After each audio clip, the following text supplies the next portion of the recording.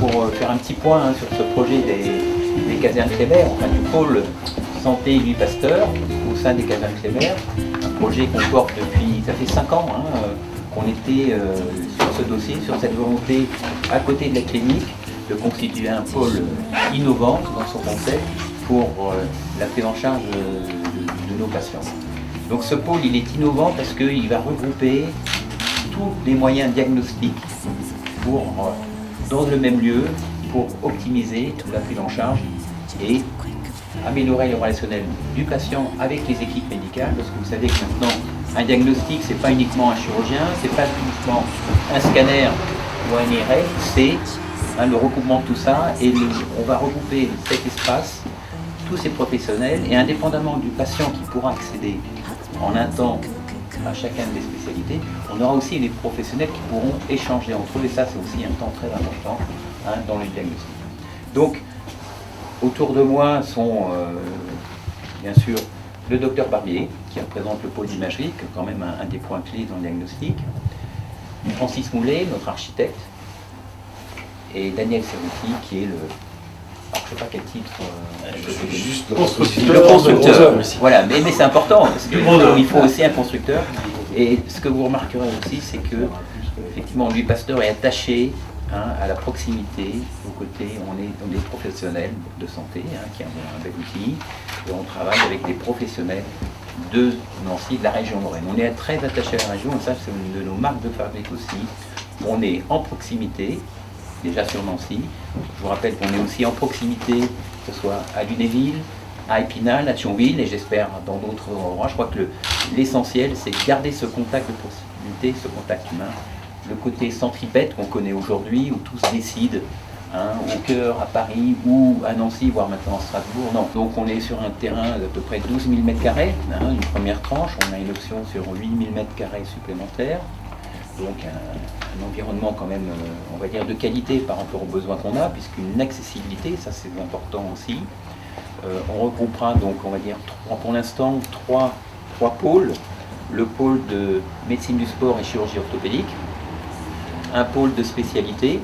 Donc ces deux pôles vont regrouper dans un premier temps une vingtaine de médecins.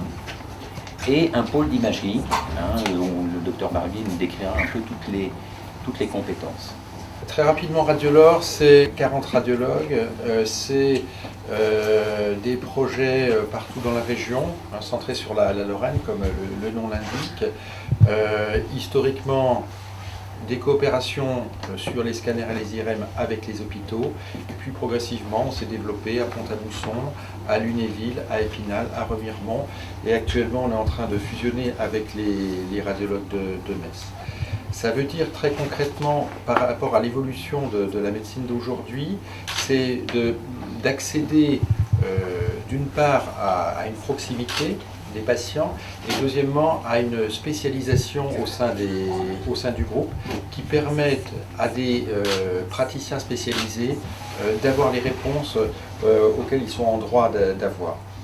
L'autre pôle important de Kléber, ça sera un pôle d'ostéo-articulaire.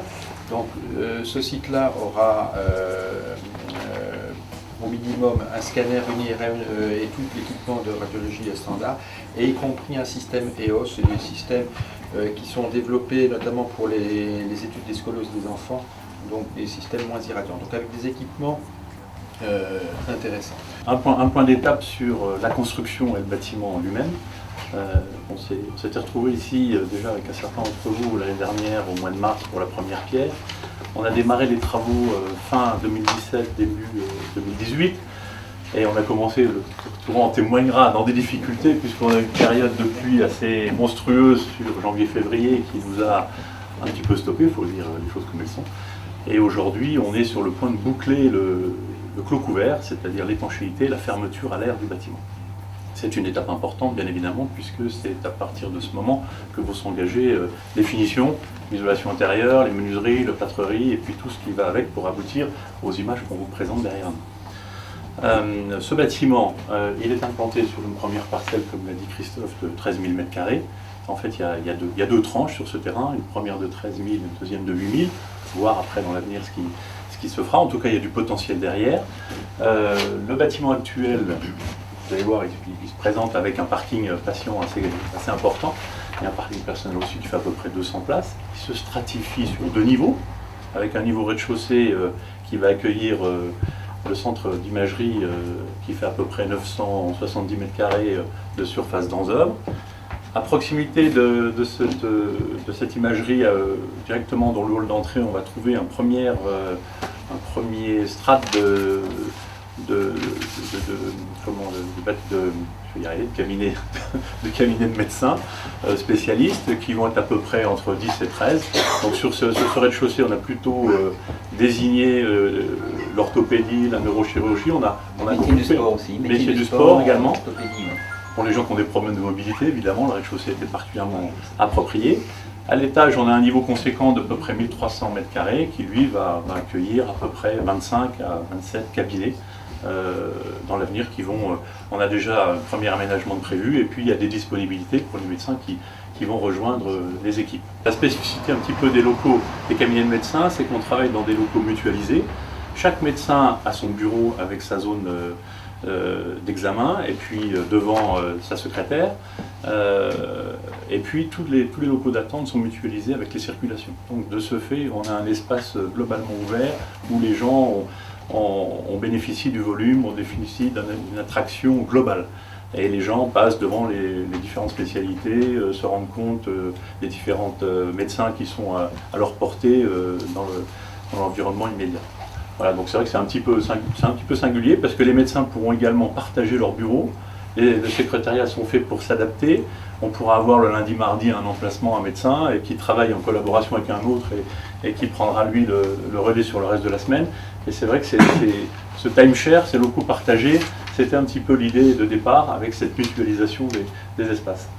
Voilà ce qu'on peut dire. Ce que je proposais, c'était que Daniel, qui est notre constructeur Gros Œuvres, l'entreprise Vic France, et comme on va visiter et on va toucher le béton, puisque on le voit, il est nu, donc pour une fois on va voir la coque du bâtiment. Tu nous disais un mot peut-être du système constructif que tu as choisi, parce que nous on a prévu de faire un bâtiment en béton, et puis l'entrepreneur quand il a pris le dossier, il l'a analysé, puis il a dit moi je vais faire ça comme ça, il va nous l'expliquer en 2 mots, puis après on ira à se rendre compte sur place de ce que c'est. Alors, le mode constructif, c'est ce qu'on appelle des prémurs et des planchers préfabriqués. Donc, je vois qu'avec moi, qui a suivi le chantier, qui est celui qui construit, c'est pas moi, je suis plus que le patron maintenant, pour vous expliquer exactement qu'on fait. Mais ce mode constructif permet d'une part de rattraper des délais, de travailler en sécurité et permet aussi, même pour l'avenir, de modifier de toute façon la structure du bâtiment. Facilement, ce serait mentir, mais il permet de modifier la structure du bâtiment dans tous les sens, que ce soit horizontal ou en verticalité. Voilà. Plus d'éléments secs donc, qui arrivent sur le chantier. Plus d'éléments secs, on est moins de coulage de béton, et ça nous a permis de gagner quelques semaines. On n'est encore pas dans l'ère du carbone. Le béton, c'est pas un bon point pour le carbone, mais c'est surtout on gagne des délais. Et puis on a quand même un site agréable, puisqu'on était seul sur le site comparé à des chantiers de ville, et on a pu quand même travailler en cadence. Et nous, on a eu la chance quand même pendant Gros Œuvres de bénéficier d'un climat agréable, puisqu'on a travaillé après la pluie, et pendant cette période, tout le monde a souffert de la canicule.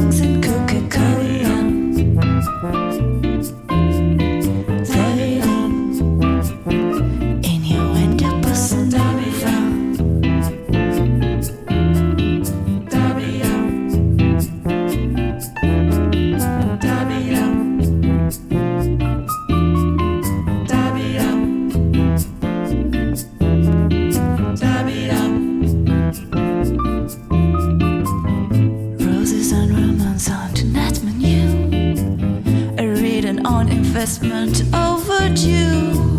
You look so sincere when you say